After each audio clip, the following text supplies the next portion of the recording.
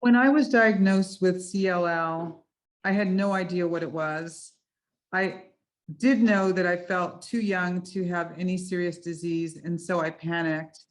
I thought about my children, I thought about their graduating from school, and I thought about their getting married and how I wouldn't be there. And of course, I started to cry, but I knew that that was not going to help me in any way. And I quickly thought about the best strategy in overcoming this. I, of course, got a lot of recommendations for doctors and went with my gut. I didn't go to the doctor who had the fanciest office, but rather I went to the doctor who seemed to understand, who seemed to have some kind of inner sympathy with me. And he told me to relax. He told me that CLL was treatable. And he told me, most importantly, that I would be at my children's weddings. Time went on. My doctor actually retired. And in that period, I spoke to some friends who worked at the National Institute of Health, which fortunately is near my home. I'd also been doing legal work for the NIH. And through one connection and another, I was able to connect by email to Dr. Adrian Wiesner, who many of you know is a world leading expert on CLL. And he was kind enough and gracious enough to write back to me right away and accept me as his patient.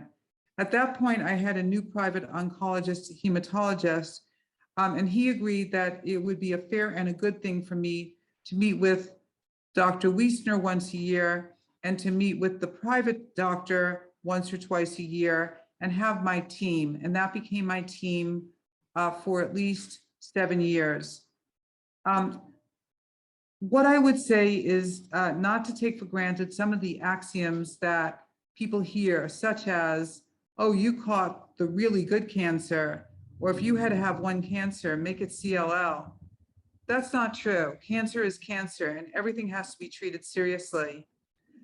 About a year ago, I started getting a very extraordinarily large amount of protein in the urine, and I spoke to my OBGYN and a couple of other doctors, which led me to go to a nephrologist.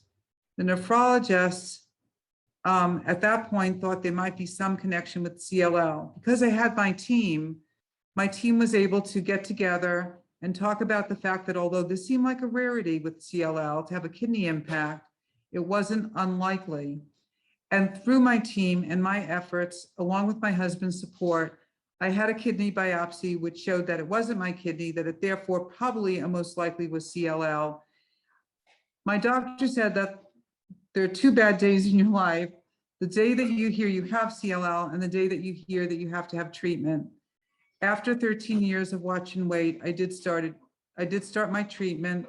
I started my treatment this year. I have a mixture of IB infusions, and I take Venticlox. And I will tell you that as of a few weeks ago, only after 3 or 4 months, I'm going into a remission. My feeling, of course, is of happiness and of guarded optimism. My feeling too, however, is that you have to stay optimistic. You have to have a good presence of mind, stay calm and collected. You have no choice but to be that way for the sake of yourself and your family. And I will also say to stay positive and keep on with your other activities.